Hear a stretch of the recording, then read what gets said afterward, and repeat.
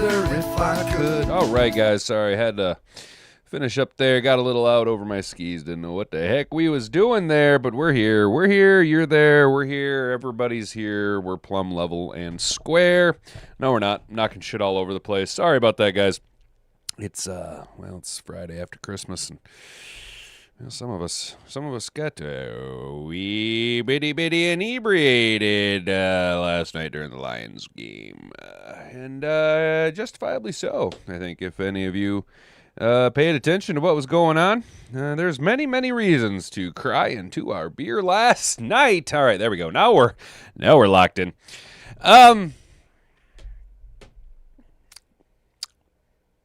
Rick, you said something kind of profound in the chat this morning, and it just kind of feels like we were kind of phoning it in ever since BB went down. You know, it almost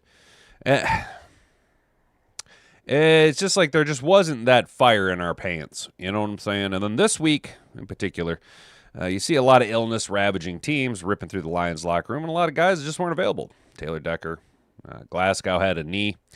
It just kind of feels like we were ready to, I don't know, man. I feel like the team, the fandom, and everyone's just kind of ready to get this season over with. We could have fooled ourselves as much as we wanted to, still clinging to that percentage hope of possibly making the playoffs. But ever since, once we took our hands, off of the driver's wheel and decided to let everybody else around us control our destiny, well, that's when it started to break. That's when the foundation started to fracture. That's when cracks started to form. But all season, it's just been a little off, right? Ever since Frank retired, all the coaches moved on. We lost Frank to retirement, Zeitler to free agency. The move to have Ratledge come in and move from guard to center never came to fruition. It was just a lot of situations that were murky and question marks surrounding them.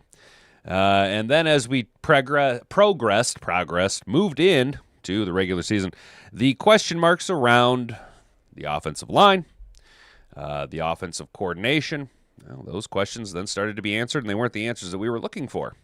We were hoping to have the opposite answer than what we got, the product on the field. Not good. And that was evident week one. And here we sit, back-to-back NFC North Division champs, 15-2 last year, 10,000 players on IR. And, if you do look at it, there are a lot of angles to hang the blame on. No team has missed more games due to injury over the last 2 years than the Detroit Lions.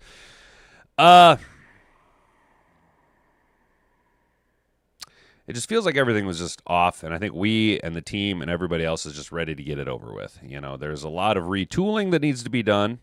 I did see a little article, an interview from Dan Skipper, and he flat out said, we need to take a long, hard look in the mirror because this season, I think he straight up said this season was bullshit. And it was. And there's a lot to it. The refs, There's no reason why the Detroit Lions should be playing in July and then play our traditional Thanksgiving Day game and Christmas. Really? Come on now. Come on. That's just a little ridiculous. So the wear and tear is going to be there. The positional deficiencies never came to fruition. DJ Reed didn't really flourish the way that we needed him to in the secondary. Not having a Kirby Joseph and then losing a Brian Branch, catastrophic. Hutch, though, apparently listened to me. Yeah, getting those numbers up. Once you hit that 14 sack threshold, then you could be a Pro Bowl caliber defensive end in my book. But Hutch trying to get that up. We need to address that secondary edge rush position. This is no slight against Al-Qadim Muhammad. Clearly, Al-Qadim Muhammad answered the call the best way that he could, right? He has done everything and more to elevate his play to be the running mate to Aiden Hutchinson. The deficiency with Al-Qadim Muhammad isn't in his pass pro or his pass rush set. It is in his ability to defend the run.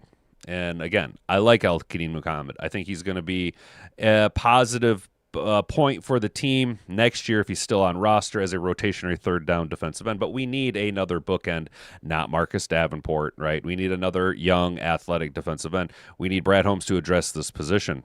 We need Brad Holmes to be aggressive in the offseason, okay? I need you to go after guys. You can no longer just sit on your morals, on your laurels, and on your ability to go, I know talent. Yes, this guy's hurt and he won't be available for 2/3 of the year, but guess what? When he is available, he's really, really good.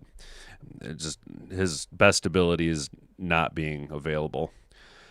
I need Brad Holmes to be aggressive, and I need him to make the right moves. Look, Tyleek is good, right? But this, I know what's best, doesn't necessarily always work. Though, when you look at the Pro Bowl players that we have, all of them are Brad Holmes draft picks. So there is that to be said if you put any weight behind the Pro Bowl. Dan Campbell needs to reestablish control of the locker room. I'm not saying we've lost control of the locker room per se, but there is no energy there. There is no pizzazz. There's no grit.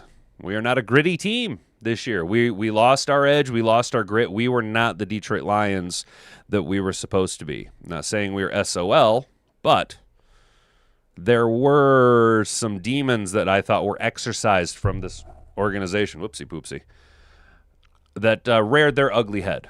Age being one of them. Taylor Decker. I am sorry, dude. There is no reason why Taylor Decker should have returned this last year. I get wanting to have a ring. Him and Frank should have both bowed out well earlier than Frank did, and Decker had absolutely no reason to be out there. You knew yesterday was going to be tough sledding when Dan Skipper was your starting left tackle. I love Dan Skipper, your friendly neighborhood Dan Skipper. What's not to love about literally the troll in the NFL? I like that guy a lot, but he's not a starting left tackle in the NFL. That's why he's always bouncing around. That's why he was able to be picked up after we cut him. Remember how everybody was all, oh my gosh, what are we going to do without Dan Skipper? Remember when we cut him after preseason? Oh, well, there he is back again because clearly he's so good. He's such a high-caliber player. Teams want him, right? No, he's a troll here, right? But we rolled out there with like a 58 overall left tackle trying to fill in the place of like a 74 overall left tackle, Taylor Decker, right? No Glasgow. And Ngannou Kong, I don't know how to pronounce his last name, played like ass, played straight like ass water. Let's be honest. There is no reason. Look, I played center. Yes, this was in high school. I was really bad at shotgun snaps. So you know what they did? They stopped having me do shotgun snaps, and then I moved to play tackle. Oh, how do you like them apples? Brother, at the professional level, you cannot be botching shotgun snaps, okay? I can understand one bad snap. There is he is like our 8th string center, and him and Goff do not have the repertoire that even Jared Goff and Graham Glasgow have had, because Glasgow's been here for a few years. Goff's taken several hundred snaps from Glasgow over the years, But you're rolling out with that, and then, of course, Penne gets dinged up, and then you're in a rock and a hard place there, because Decker is down, so your swing tackle's already played out there. We've been deficient at tackle all season long. Jamarco Jones, Giovanni Manu, both go down. We've been shallow at the tackle spot. So then what do you have to do? Well, in a pinch, you got to roll Kiadi Awoshika, a not-so-great guard, to play right tackle. It's just going to be tough uphill sledding both ways. You know what I'm saying? It's just we decided that this year we were going to show up with a little less grit, a little bit more Hollywood, and you decided to play this year on hard mode. You know what I'm saying? Like, we didn't make the moves. We weren't aggressive enough at the deadline. Maybe there were some options there. Maybe it was just too much. And at that point, you got to know. I'd like to know what was possibly on the table. What kind of moves are possibly being able to be made there. But you then look at the injuries again, and this is something that does need to be addressed, because I don't like having to say, well, injuries, because you can't control that. But when it's multiple years now where injuries seem to be, and this is, no pun intended, injuries are your Achilles heel, something needs to be done. Something drastically needs to be done. But look, this season, yes, there's still one more game. It's a wash, okay? It's a wash. It was a Super Bowl or bust year for us. This season's a wash. We're not even going to make the playoffs.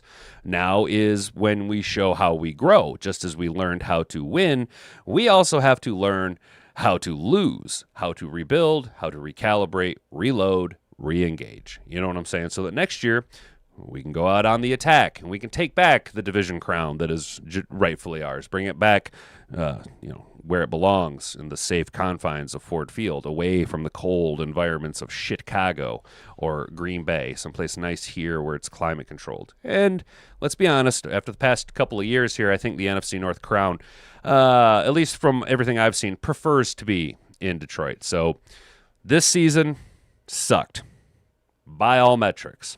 Now, if you want to measure it compared to years past, and I'm going to continue to beat this horse until it is well since dead and I am blue in the face.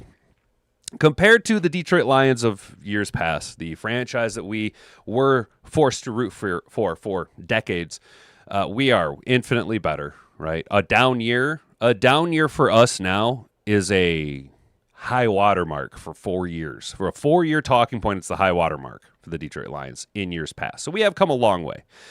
Now we need to address the issues, the deficiencies, and Dan Campbell needs to grow as a coach. He needs to make some tough decisions, have some uncomfortable conversations with some coaches that maybe he had a lot of, what's the word I'm looking for here? Allegiances to. I don't know, man, but we will have all of these conversations about what to do moving forward as the weeks go by, as we slowly get into the draft. But there is a lot of good that came out of this year, okay? There is a lot of good, right? There are players who ascended as the weeks progressed. You know, I'm looking at Isaac Tesla, Jameson Williams. For as many games as he disappeared due to the game script and the nature of the game and how it was just going in our way, Jameson Williams now stacking back-to-back 1,000-yard seasons, gradually growing. And I do feel that this year he showed a lot of growth and development on the field. There's some good, some bad, and some ugly. But we will talk about all the stuff in the show. So let's go ahead and like, comment, subscribe, share it around. Stuff, and things, and show. If you can say the word good, guess what? It means you're still alive.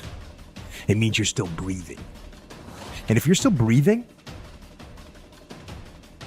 well, then hell, you still got some fight left in you. So get up, dust off, reload, recalibrate, re-engage, and go out on the attack.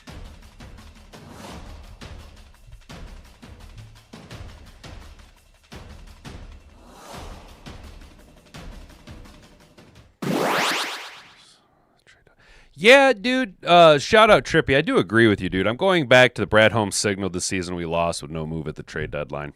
I do agree with that, yo. I do agree with that. I'm just kind of perusing through your guys' chat a little bit here, just seeing what's going on. Trying to not get so lost in the chat and beard at the beginning of the show. I know we had a very long monologue there at the beginning.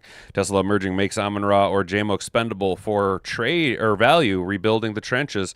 That is possibility, Trippy, though. I don't necessarily see that happening.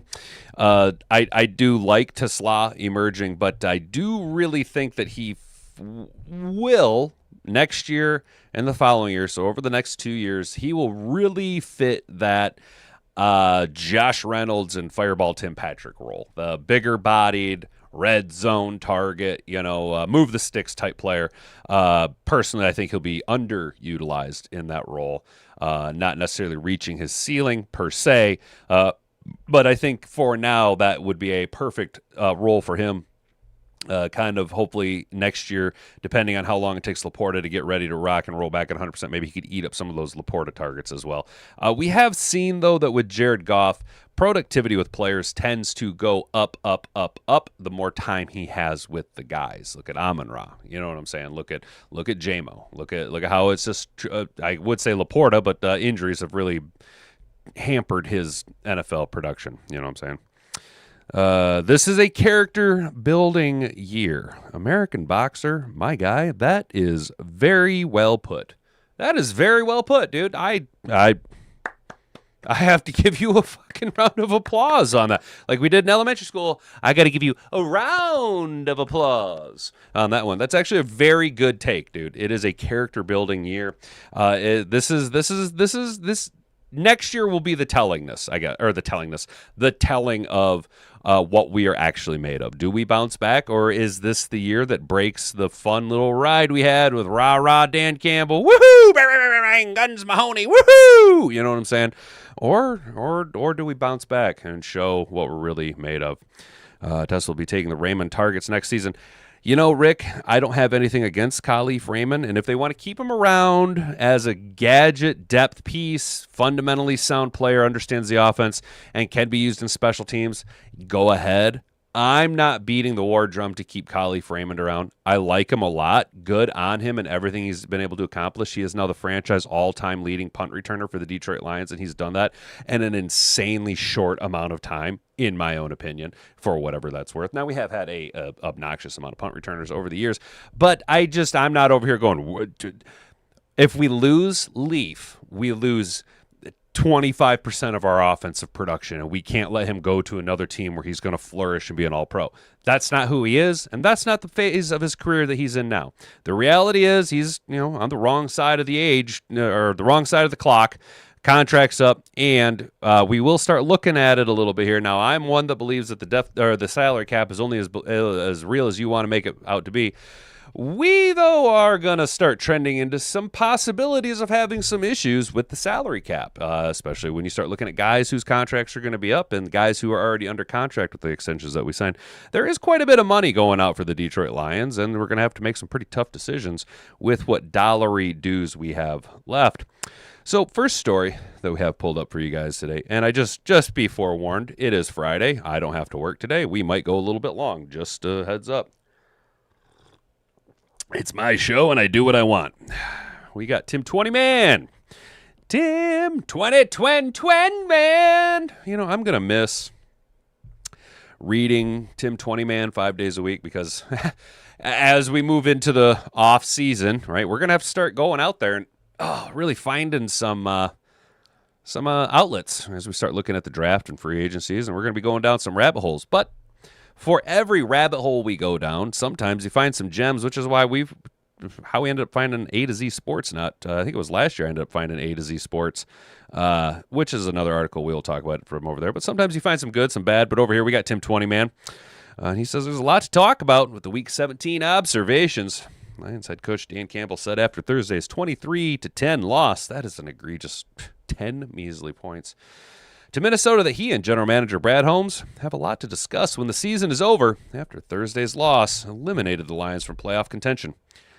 Despite their young and talented core returning from a 15-2 season, Campbell said it didn't take much for a season to come off the tracks like Detroit's did. Campbell and Holmes will be looking hard into the reasons why after the season. Mr. Consistency, Amon-Ra earned his 4th straight Pro Bowl nod this week and has become one of the most consistently productive wide receivers year in and year out in this league. St. Brown entered an exclusive club Thursday, joining Devontae Adams, Antonio Brown, for whatever that's worth, Marvin Harrison, who is also a criminal, as the only players in league history to record at least 100 receptions and 10-plus tuggery-doos in 3 straight seasons after an 8-catch, 68-yard performance on Christmas. He is a historically good player. Not according to plan, Campbell laid out Detroit's path to a win Thursday as running the football, not turning the ball over, and hitting on 2-shot plays. Detroit rushed for just 63 yards with a 2.3-yard average, turned the ball over a season high 6 times, and Detroit's longest play was just a 28-yard completion to Isaac TeSlaa. The next longest was a 22-yard catch by wide receiver Jameson Williams, who was working, and then they just, panicked. They panicked. Our offensive line panicked, and they couldn't hold up. Sack benchmark. Aiden Hutchinson's sack of Vikings quarterback Max Brosmer in the first quarter on a 3rd and 9 play gave Hutchinson 12.5 sacks on the season, a new career high. His previous career high was 11.5. and it was set in his second season in 2023. Hutchinson finished the day with 2 sacks, giving him 13.5 sacks this year, tied with Billy Gay in 1983 for the third most sacks a Lion has had in a season. So it's pretty good. We're not mad about that. Pass defense playing against Brosmer. Detroit's defense allowed only 3 net passing yards. Their fewest allowed in a game since the Bears had minus 20 on them back in 1981. And you still lost the game.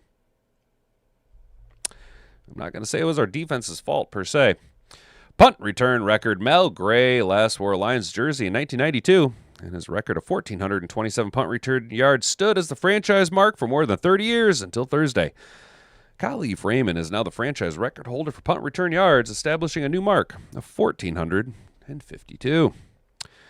Turnovers. Detroit came into Thursday tied with Houston and Las Vegas for the second fewest fumbles on the season with just 3. Only Kansas City had fewer with 1. Detroit ended up losing 4 fumbles Thursday, 3 by quarterback Jared Goff and 1 by running back Jahmyr Gibbs. As Detroit lost more fumbles against the Vikings Thursday than it had in their previous 15 games combined. Detroit had just 8 turnovers all season. We had 6 on Thursday. The story of that game was 6 turnovers. Can't turn the ball over 6 times and win in this league, Campbell said. That is true. A long drive. What a second quarter drive Jared Goff orchestrated to get the Lions back in the football game right before the half. Trailing 7-0 at the time, Goff led Detroit on a 19-play, 80-yard drive that took up over 10 minutes off the clock and saw the Lions convert 3rd and 16, 3rd and 9, 3rd and 15, 4th and 1, and 4th and goal from the 4, which was the final play of the drive for a Tesla 4-yard touchdown grab. That was a beautiful drive. That was vintage Dan Campbell Detroit Lions offense. Physical, grinding it out, going forward on 4th down. I know everybody hates it when he goes forward on 4th down, but when he did, it works. It works. Look, yes, you're not going to convert them all, but when you convert them, you're stealing possessions. Quarterback exchange. Kingsley Aguakun. Is that how you say it? Aguakun? Kingsley Genghis Khan started in place of Graham Glasgow. Campbell said after the game, Glasgow's knee injury he's been dealing with allowed him to only have a reserve role on a short week. 2 of Goff's 3 fumbles were on the center quarterback exchange. 1 on a miscommunication with Kingsley, snapped the ball early, and another on a bad shotgun snap. O-line play. Detroit's offensive line play has taken a step back this year. Regaining the physicality and domination at the line of scrimmage should be a priority this offseason. Sorry, I didn't mean to yell into the microphone, but that's how emphasized I am, or how much emphasis I want to put on. We got to get that physical, mauling nature back. We need to go out there and belt to ass every play in the trenches. Detroit has scored 10 or fewer points twice in the last 6 weeks, and their run game has struggled. Yes, it has. It just wasn't good. And look, we tried to get Monty going. It wasn't because we were just favoring Jahmyr Gibbs. We tried to get Monty going. There just wasn't any room. Our offensive line. Now, when you are playing your second/third string tackle, who's a swing tackle and a giant offensive troll, right? He's your heavy tight end. He's a troll. And you're playing your 17th reserve center. What the fuck do you think is going to happen, man? And Kingsley Genghis Khan there just wasn't enough time for him and Goff to get any type of chemistry. We're on a short week. And that's the other thing, guys. Does it not feel like we have just played at a kind of an obscene amount of short weeks? Yeah, you get the mini bye or whatever, but a lot of good that does you. We're not making the playoffs, dude. That mini bye means exactly diddly squat to us, to Dallas, to Minnesota. Who the fuck Dallas play yesterday? Well, we're having some OBS problems, huh? Here we go. O-line was backups, rookies, and a banged-up Penny Sewell. There we go. We are back in black. Hit the sack. Didn't you know I'm glad to be back? Yes, I'm let loose from the noose. Here we go. All right, we're back at it. Sorry, guys. Had some OBS situations. We do have some. Oh, wow. There is quite a bit of ice buildup on the trees. Oh, yeah. Okay. We're under a little bit of a light rain, snow, wintry drizzle today. So there could be some internet possibility cutting out. Man, there is like a lot of darkness over here. I need to. Me and lighting. Arrgh! I struggle with lighting the way Dan Campbell struggles with kicking field goals. So here we go. We got grades to hand out from Christian Boer. Now, I'm going to be honest, not necessarily too bummed out about not having to read Christian Boer all the time as we transition to the offseason and start going down rabbit holes. Not my favorite writer. I'm going to be honest, not my favorite writer for the Lions. Not a bad writer, just, not my favorite. But here we go. Christian Boer handing out grades from the Lions game. Doop. Quarterback Jared Goff. Well, he's getting an F. Goff really struggled to get and sustain momentum through the game. He didn't have the cleanest pocket to throw from, and some of his struggles were on his decisions making throughout the night. A defining stretch of the game came in the third quarter when he threw a pick on back-to-back drives, something he never, ever does. But such is life, man. Can't put that toothpaste back in the tube. The running backs, they get the D. There was another struggle on the ground for the Lions as Jahmyr Gibbs was neutralized by the Vikings defense for the second time this year. He had 41 yards on 17 carries, averaging 2.4 yards per carry while contributing 23 yards on just 2 catches. He was bottled up and disappeared. They said disappeariosis, and away went Jahmyr Gibbs. David Montgomery, and this is maybe what we should have done. Maybe we should have maybe David Montgomery should have put like some glasses with a mustache on and leaned into that whole like Dennis, Alabama, so that they didn't know who he was, and he could have wore like the number like 2, with a different name on it, because then they'd have been like, oh, who is this other running back? Oh, we don't know what to do. But David Montgomery had spurts of success, but wasn't much more effective. On 10 carries, he got his cracks. I know it's not a lot, but in that game, we had no running game, and we tried to get David Montgomery going. He mustered just 25 yards, and he was held in check. Gibbs also lost a fumble in the first quarter, and was the second straight fumble for the Lions offense. This was just a fumble bumble. I'm hearing something. It's my heater. It's wide receivers getting a C-. Lions offense has been clicking at a consistent enough basis for the Lions receivers to make a significant impact. Amon-Ra had 8 catches, but his receptions were spread out across 4 quarters and weren't consistent enough. Tesla finished scoring and second in receiving yards, hauling in 3 passes for almost 50 yards, and the team's only touchdown. J-Mo was also held quiet as he had just 37 yards on 2 catches. Detroit's offensive rhythm was severely limited due to Minnesota's pass rush, and as a result, the wide receivers were kept quiet. Very unfortunate for us. Tight ends, I'll give them a D, but it's an incomplete. I'm sorry, but the rotation we've got playing this like tight end by committee thing, right? It's just not there. It's just not happening. Fursker, Ricci, Zylstra, trash. They're just trash. It's just trash. Okay, I'm sorry, but you know what? I guess we're not relying on. Do you guys remember James Mitchell? At least we're not relying on him.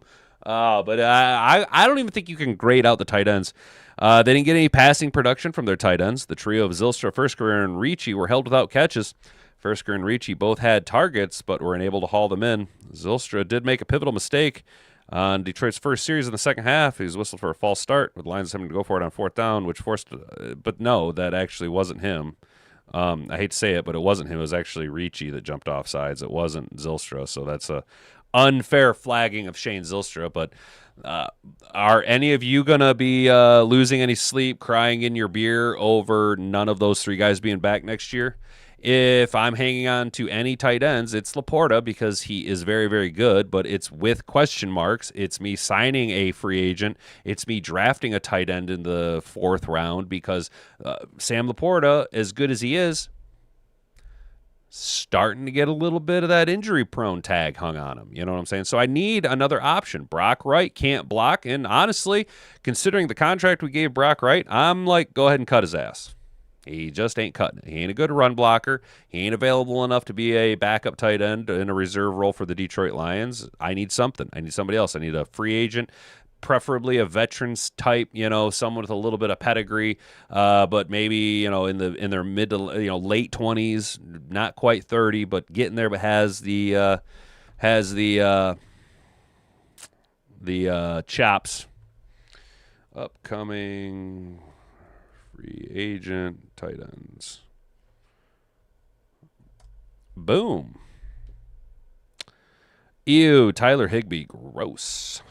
Nobody wants Tyler Higbee. Let's take a look here, boys. I'm going to go over here to Sport Track. I know, we're getting chatting beardy like a big dick out here, just hanging. Just hanging. Brock Wright is a cock blocker. That's about it. Damn straight, Mr. Detroit City. What's up, DCA and Prey? All the grit left this team and went to Chicago. Oh, that hurts. That hurts my balls to say, but you might not be wrong. How is a capable and healthy O-line perfect conditions? Are you talking about how Jared Goff needs perfect conditions?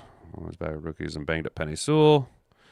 We're good. Imagine getting a healthy, capable offensive line that solves Goff's running game issues. Oh, I see what you're saying. I do agree. So, perfect conditions, not necessarily perfect conditions, but better conditions than what we had. You know what I'm saying?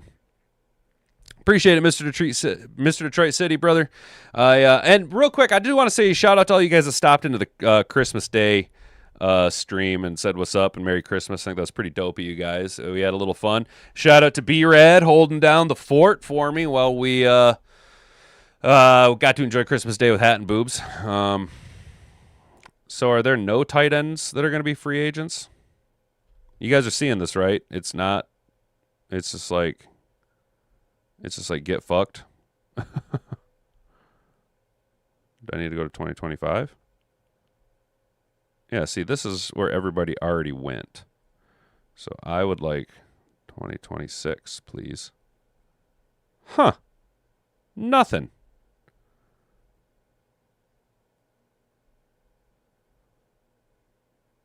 They don't have they're not listing nothing?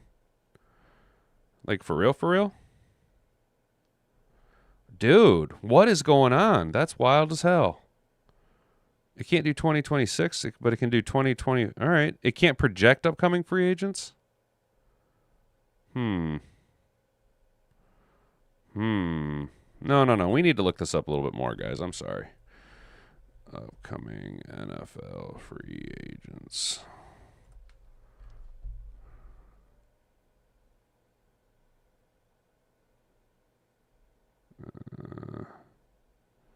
This is from ESPN way back in the day earlier. Oh, gotcha. He's not doing all the tight ends. He's only doing positions and the best position players. Gotcha. Hi-yo, Silver. Do not like that. Every QB needs an O-line. If your O-line sucks, your QB and running game struggles. That common football. Heck yeah, it is. What's up, Cherry? How you doing? This porridge is way too hot. This porridge is way too cold. Jared Goff, just throw the fucking ball. All right, that's fair. That's fair. B-Rad was so stoned he didn't move at all. You guys noticed that, huh? Yeah, he's kind of stiff. He needs to loosen up. He needs to loosen up in the how tight he is. He's a little stiff.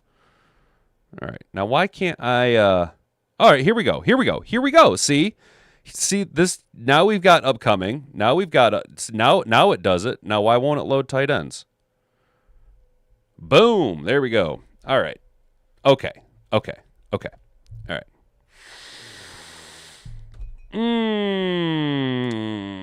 I don't want nothing to do with Taysom Hill, Tyler Higbee, Travis Kelce, Dallas Goedert. I like David Njoku. I think he would fit Detroit pretty well, but I'm not willing to pay $10 million to a second-string tight end. Kyle Pitts is a definitely no. Zach Ertz, personally, I think he's just too old. Austin Hooper is a possibility. Boom, there's our guy, Foster Moreau. There he is. There is our off-season target of Foster Moreau, or where'd he go? Foster Moreau. I just seen his ass. Where'd his ass go? Noah Fant. Both these guys are sub $3 million a year. Yes. This is the positions that I kind of like, or the guys that I'm looking at for a backup tight end. A Noah Fant or a Foster Moreau or Kyler Granson. Chris Manhertz. He's a little old, but he's a great run blocker. Robert Tungenmayass Jr. No, I'll pass on him. Donald Parham. Not a good run blocker, though he's like 7 feet tall. Cade Otton, too young. Gonna want too much money. I don't need competing tight ends. Daniel Bellinger. There's another guy we could go after. Yeah, Daniel Bellinger. Oh, Charlie Kohler's going to be a free agent. We could go after Charlie Kohler. That's a nice little move there. Though, expect Baltimore to probably re-sign him and Isaiah Likely. Yeah, dude. There's some guys, dude. There's some guys we can go after in the sub $5 million a year value that actually like hit what we need. Yeah, I'm on board with this. Sorry, guys. I didn't mean to get all tight end weirdness. Drake, Matheny, David Jones could potentially move on with the Browns. Moving on with Fannin. Oh yes, okay. Hell yeah. What's up? Appreciate your take, Drake Matheny. Fair take. A lot of money for a backup was, I think, a 1-year rental shot before we have to pay some big names. Oh, okay. Yeah, that's fair. Yeah, Mr. Detroit City, I'm worried about that Taysom Hill connection, actually. And he throws better than Goff. Damn, bro. My mom's got Fant on her fantasy team. There you go. I'm on to go. Hit Taysom can be a backup QB, running back, tight end.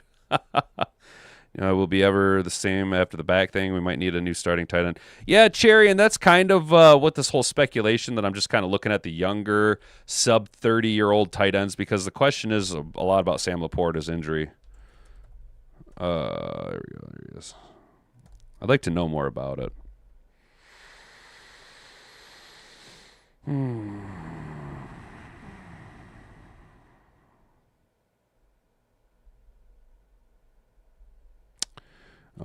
Delta blow, injury update and timeline. All right, here we go. This is an injury update.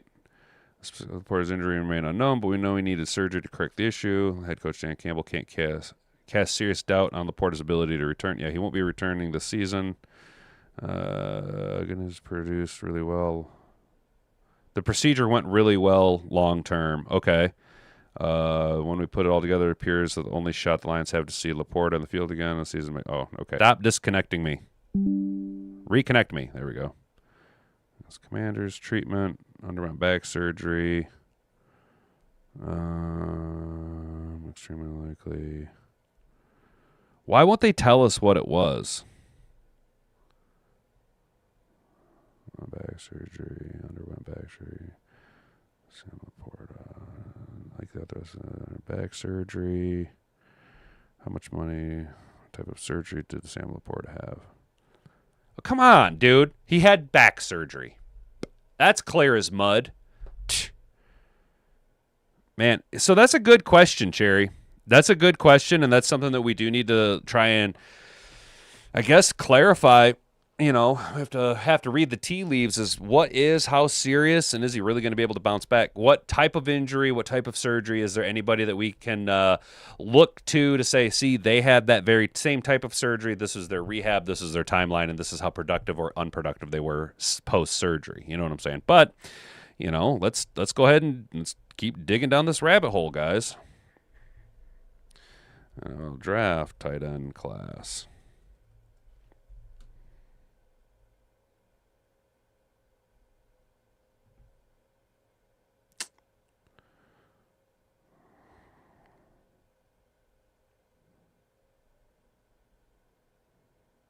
There is 3 players on ESPN's big board.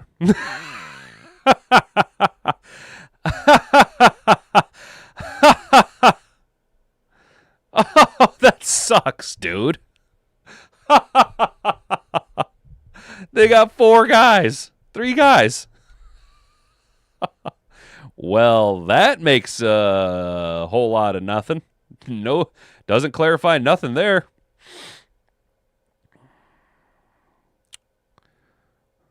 That's the 2025. Here we go. Let's check out PFF. See if they got some more players. They like this Kenyon Sadiq guy. Kenyon Sadiq, Max Clare, movement skills, route running, savviness. Target total showed ready a major piece of a passing attack. Claire wins with great overall athleticism and nuance as a route runner to create separation windows as a blocker. He has been unreliable throughout his career, especially when blocking from the slot or in line. Better production there could be key in his achieving his tight end 1 status. Texas Enders presents a long athletic build that comes with long strides for getaway or vertical speed and big catch radius. His bread and butter in the league will be as a receiver, as a blocker. He's feisty and competitive in nature, but seems to lack strength, weight, and mass to be consistently effective, especially in line. Enders will have to find the right balance. Eli Stowers, been college football journey entering his final eligible season. I don't want an old guy. Alabama analysis coming soon. I love that. Justin Jolie. Jolie was a 2-star receiver coming out of high school, been proven to be more blah, blah, blah, blah. Recorded an incredibly impressive contested catch rate. Oh, that's nice, but I need blocking tight end. I need tight end that can block. The older prospects, a 6-year senior. I'm good. I'll pass on that. All right, so there's some guys, but there's not a lot of like high end dudes outside of Kenyon Sadiq and then maybe Max Clare as far as overall receivers are concerned, but. We're going to have to watch the breakdowns and how things are kind of coming out as the draft process kind of hammers it out. What's up, Mallorca is Atlantis? Who are the imposters if they Christianity renamed, stole a pagan tradition? Christmas, not the pagans, Europeans, the Christian world is material world, and this world luckily is ending. Okay, right on. Yeah, sure. Find a kicker. Oh, come on. Come on, Mr. Detroit City. Don't be out on our boy yet, dude. Come on, man. You can't be out on Jake yet, dude. Yeah, Rick, sometimes back injuries surgeries can make them worse. 100%. 100%. Yeah, it does sound like it's going to be sooner rather than later, American Boxer. 100%. I think Hutchinson playing every snap is going to land him on IR sooner than later. You are right, dude. Too far the season next year, we may continue the slide. Shh, don't put that out there, Trippy. Don't put that out there, brother. Don't put that out there, dude. Having 2 tight ends that block at the high level and catch pass at a high level would bring some versatility to the O-line. Yes, it would. I want them switching up 2 tight end sets, 2 running back sets. Keeps the defense guessing. Hell yeah, Drake. I like your mentality, dude. I like where you're at. Missed about 10 kicks, including PATs. Got to go. No! Come on, man. I'm just a Jake Bates stan, bro. I just have an obnoxious allegiance to Jake Bates because of his story. But you're not wrong. He's been very inconsistent this year. And what really salts my nuts is, like, we've gone through so many kickers, and Matt Prater has just been going from team to team to team, and he could have just still been in Detroit kicking for Detroit this whole time, and we would have been just fine. You know what I'm saying? We'd have been just fine with Matt Prater, but what was that, a Matt Patricia move to get rid of Prater? Yeah, kicker's the last thing we need. And no, Trippy. No, this is we are a kicker away from being a Super Bowl contending team. But I do get where Mr. Detroit's talking. Jake Bates was like this, and now he's kind of doing a little bit like this, but I need him to do this. In fact, personally, I think our entire special teams needs a little bit of an overhaul. It's not that I don't like Dave Phipp. He seems like a really cool guy, but something's going on with special teams, dude. If he misses as many bricks as he does kicks, the whole house would fall over. Can learn to protect against the run during the offseason. American Boxer. That's a good question. The big issue that Muhammad has going against him in that regard is age. Let's check it. Let's see how old Al-Qadim Muhammad is. And it's nothing against him. There it is. It's hard to teach. Oh yeah, he's 30 years old. That's gonna be a big ask. Trying to teach new dog or old dog new tricks, especially when he's probably leaned in to really hone. It's kind of that doubling down on something that you're very, very niche at. Like he's like, I'm a really good pass rusher. Look at the stats this year. So it probably just kind of hyper focuses on that so much. But I mean, it is possible to teach a guy how to run, defend against the run, the run better. His build and the way that he maneuvers on the field doesn't necessarily translate well. Whereas like Marcus Davenport really overdoes it in the run game defense, short choppy steps, not a lot of explosiveness, really maneuvering, keeping his guy locked out and trying to watch and read setting the line. Muhammad just kind of goes. You know what I'm saying? He just kind of just pins his ears back and goes. You know what I'm saying? Which could be taken advantage of. Yeah, I like the way he pass rushes too. I especially like his build, that long, lanky defensive end. I know that his production is not there, so don't fucking lose your mind at me yet, guys. But Muhammad's build reminds me of that of like Simeon Rice. You know what I'm saying? Longer, big arms, or not big arms, but long arms, kind of Javon Curse like, big wingspan, collapse the pocket down, that type of stuff. Is about the pass rush. We still need a starting D end across from Hutch. Preach, Rick. I completely agree, dude. And we had him lined up in the draft. His name was Action Jack Sawyer, but we bailed on him. Dan Campbell. Signals changes could be ahead for the Lions very, very soon. And that's why he clicked on the video, because he's seen the thumbnail saying changes coming. Campbell plans to, quote, look a lot at when it comes to the Lions because he does not want to miss the playoffs again. It's coming to us from AtoZ Sports. Shout out AtoZ Sports. Man, that was not how anyone wanted to spend Christmas. Not the Lions or their fans, and definitely not Dan Campbell. The man hates losing, and he'll tell you that every day of the week and twice on Sunday. Oh, that's just an ad. After the game, Campbell was asked. Let's pause this. Sorry, guys. No. Pause. God damn it. Oh, now I get an ad. Lucky me. Pause. Can I pause yet? There we go. After the game, Campbell's asked what he plans to look at after the season concludes, and he didn't hold back. Quote, I'm going to be looking at a lot. I'm going to be looking at a lot of things because I do not like being home for the playoffs. And I know our guys don't either. Whether you lose, man, it takes a village. Everyone is involved, including myself. I'm always going to look at myself first. At this point, you lose a game like that, and you go from a 15-2 NFC North champions and the first seed in the NFC to fourth place in the division, and outside of the playoffs that fast. Heads could roll. What heads could roll is something that remains to be seen. At this point, it would make sense that the Lions are going to be on the lookout for a new offensive coordinator. But could Calvin Shepard be out too? Personally, I don't think so. It's been 1 year. Give him another year. What about special teams coordinator Dave Phipp? What about all the position coaches? How bad is the taste in Dan Campbell's moldy teeth mouth right now?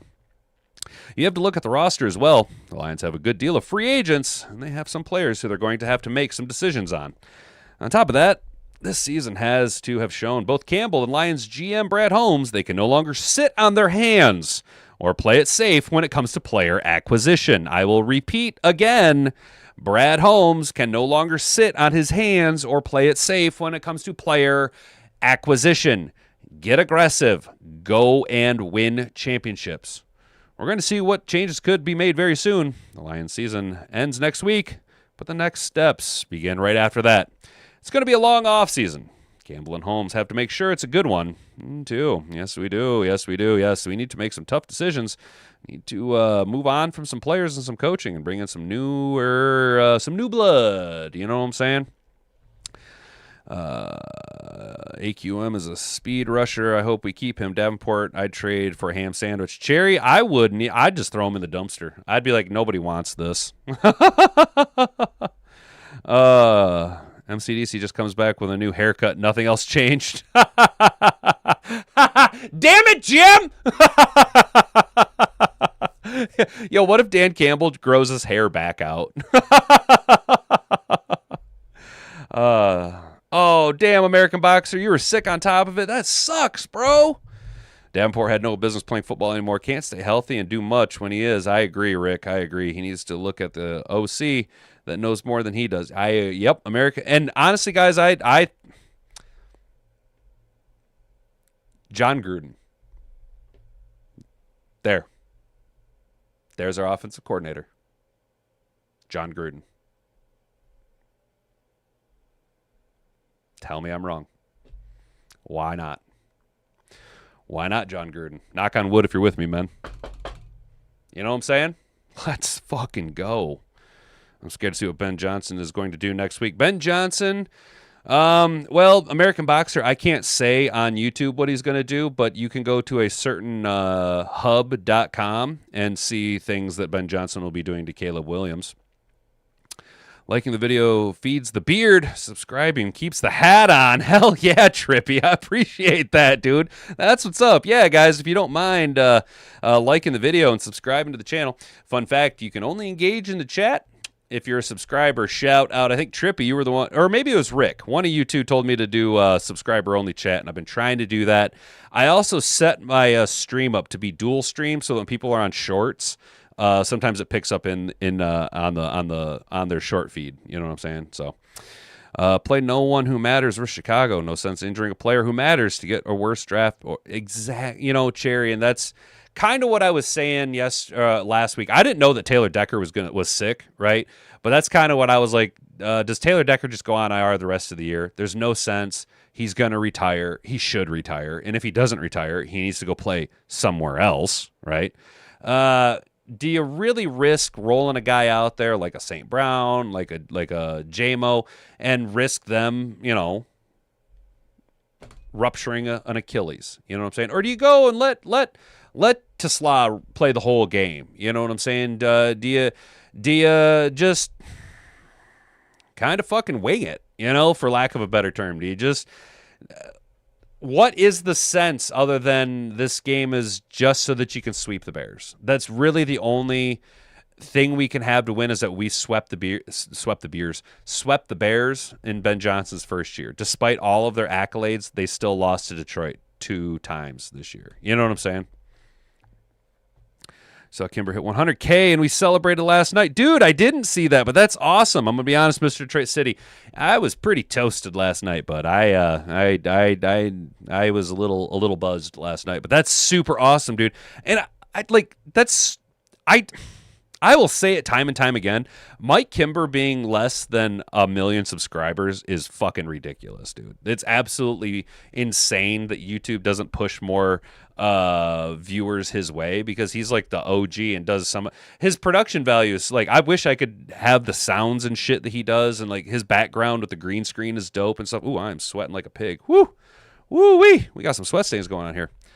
Bears get that number 1 seed. No point in playing winning a meaningless game. More to benefit from a loss. That's true, Rick. That is true. Other than the bragging rights, and I can't stand Ben Johnson. He is the OG founder for Lion Streamers. Hell yeah, he is, Mr. Detroit City. That's why I'm like, it's just ridiculous he doesn't have more subscribers. And finally, guys, I got to give it to Charles Barkley, Sir Charles of Buffet. Charles Barkley blasts the NFL for Christmas Day games. The NFL had 3 games on Christmas Day this year. What does Ryan Gatos have to say for us today? Is he going to tell us more about players scoring touchdowns that didn't score touchdowns? NFL games on Christmas Day are a relatively new thing. Usually the NFL has owned Thanksgiving Day, aside from games played on Sundays and Mondays. This year, the NFL partnered with Netflix, which that was a terrible. I'm going to be very honest, guys. That was a horrible broadcast. I do not like the way Netflix does their broadcast. I will give Netflix a lot of credit. They really drove home they either drove home or they just told the broadcasters, you can say Merry Christmas all you want, because they were saying Merry Christmas a lot. And shout out Snoop Dogg. The halftime show was entertaining, but based AF, dude. Based AF. Side note, I don't like that they're trying to make, what is it, Lainey Wilson? Is that her name? I do not like that they are trying everything in their power to make her look, sound, and act just like Dolly Parton. It's disgusting. It is fucking gross. Be your own person. Stop trying to be a poor imitation of one of the greatest performers of all time. Be yourself. Stop trying to be Dolly Parton. It's gross. Okay. But Snoop, based AF, having a country music star, also based. They were singing about holidays and Christmas, and it was all very Christmas oriented. And then the father-son singers, they are like hella Catholic and like based AF, dude. So Netflix, kind of trying to be like, we fucked up with the cuties thing. we're gonna course correct. You know what I'm saying? They were like, we're gonna course correct. I thought it was a little based. I kind of liked it. All right, I kind of liked it. I do not like Rainey Laney Wilson, whatever her name is, trying to be Dolly Parton. That's fucking gross. That's fucking gross, dude. But all in all, did not like the Netflix broadcast of the games. Thought it was weird that Seth Rollins was there. That was kind of interesting. Jamie Erdahl looked good, but Jamie Erdahl always looks good. Didn't like Manti Te'o. Don't like him on NFL Network. I thought Brandon Marshall was entertaining, but I don't think he is suited to be a panel, a game day panelist. I think he'd be a lot better in the booth. He has a lot of high energy, and I enjoyed listening to Brandon Marshall talk, but no one else is really matching his energy, which kind of sucked. And all in all, I just thought Netflix really dropped the fucking ball on the broadcast entirely. Also, I don't like that you have to pay prime pricing for a subprime product. The games are going up against the NBA, which has owned Christmas Day. I also don't agree with that, but it is an NBA thing. I personally, you guys know, I don't think anything like that there should be no sports, no real live broadcasts, none of that nonsense. I think as many people that can have the day off on Christmas should have the day off on Christmas. It's fucking ridiculous. It draws away from the reason for the season. It makes Christmas materialistic and not a faith thing. It just further, well, not to sound too ridiculous, but it further separates man from God. You know what I'm saying? But the NBA has always kind of done the Christmas thing for a long, long time. So go ahead. I guess at this point, you can't put that toothpaste back in the tube. But I do agree with Sir Charles Buffet over here. The NFL got greedy and started adding Christmas games. We used to have this day to ourselves, but Roger Goodell and damn pigs at the NFL always want to hog every day of the week now. Barkley said on ESPN as the NBA schedule got started, Christmas is an NBA day. Barkley blasted the NFL in January 24 for having an exclusive Peacock game during the playoffs. Hell yeah, get him, Sir Charles Buffet. He said at the time that showing a playoff game through streaming was, quote, low class. I agree with him. That's not cool. They're just being greedy pigs, he said on ESPN radio at the time. Excuse me. I'm glad some NFL players are taking some shots at them. I know the NFL is the biggest thing in the world, but to put this game on Peacock and make people have to buy Peacock, that's just low class. I'm disgusted. And you know what? And that's awesome. That's awesome. That's absolutely the NFL's domination of the sport. Its controversy is only going to grow should the league and the players agree to an 18th regular season game, a notion that has been floated in recent years with the possibility of the Super Bowl moving to President's Day. Damn. I mean, that'd be kind of cool. But I agree with Charles Barkley, dude. But to put the game on Peacock and make people have to buy Peacock, that's just low class. It is. They're low class and they're greedy pigs. And that's coming from Sir Charles Buffet, who has more money than I'll ever know what to fucking do with. And he's over like, hey, quit being greedy, you greedy pigs, calling Roger Goodell a greedy pig. And he is. He is. He's not wrong. Roger Goodell is a greedy pig. Sir Charles Buffet is not wrong. I stand with Sir Charles Buffet on this one, dude. Get him, Charles. And I love the fact that players are speaking out about it. They need to have their voices heard. It is fucked up that we're playing on Christmas. You know what I'm saying? What's up, Carrie? How you doing? How you doing, brother? Still take that over that saltwater Mexican. Yeah, dude. I agree, dude. Mike walks so beard can grow. Hell yeah, Mr. Detroit City. Mike's the GOAT. Yeah, dude, Cherry, I agree with you on that one. I'll still take her over that fucking Super Bowl nonsense. Yeah, Mr. Detroit City. As soon as I seen Laney, I was like, oh, there's Ozempic. Her whole thing is she used to have a big fat ass, right? Didn't she have like a big fat ass? Like that was her thing. Like, look at my ass. Look at my big fat ass. I'm a country music singer with a big fat ass. And now she's like Ozempic and skinny and gross and trying to look like Dolly Parton. I do not like it. Didn't watch halftime show. Can't smoke in the house with babies around. Ah, yes, that's a good idea, Rick. Very smart.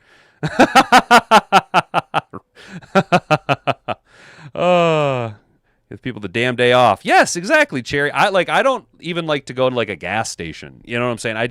You let people have the day off, dude. What's up, J-Rod the Damager 420? Nice. I share the same first name as Goff, and I've never been more ashamed of my first name than yesterday.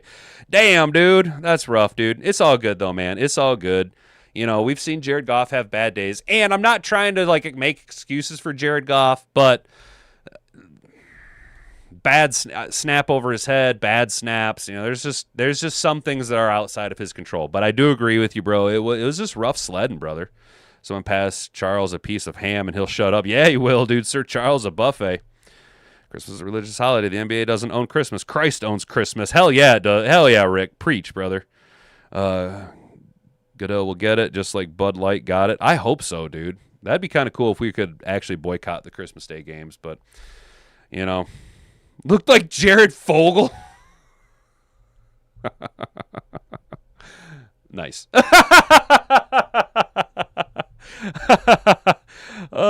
Actually, I like that name, J-Rod the Damager 420. That's funny. I like that, dude. I like that. All right, boys and girls, we are going to get up on out here. Today we covered the game. We talked about some stuff. We kind of freewheeled it, didn't we? It was kind of a laid-back and relaxed day as we coast on in. We got one more week Alliance football, unfortunately. Or fortunately, if you know the reality of the team that we got, and the reality of what the playoffs are, and that we didn't have the dogs to bark. You know, we didn't have the guns. We just didn't, and it is what it is. So we'll get through next week, and then we'll start focusing in on the offseason, start really having the hard conversations about, you know, guys that need to go, start looking at free agents, start poking and prodding the draft process. As you guys know, after January 1, so the start of start of 2026, I'm fucking doubling down on Hat and Beard. We'll still be doing our live show Monday through Friday. Still going to be talking about NFL content, as predetermined as the NFL is. Still going to be talking about NFL content. But I'm going to plan on, once we bonga frig off with you guys, this is how my morning's going to go. Bonga frig off, right?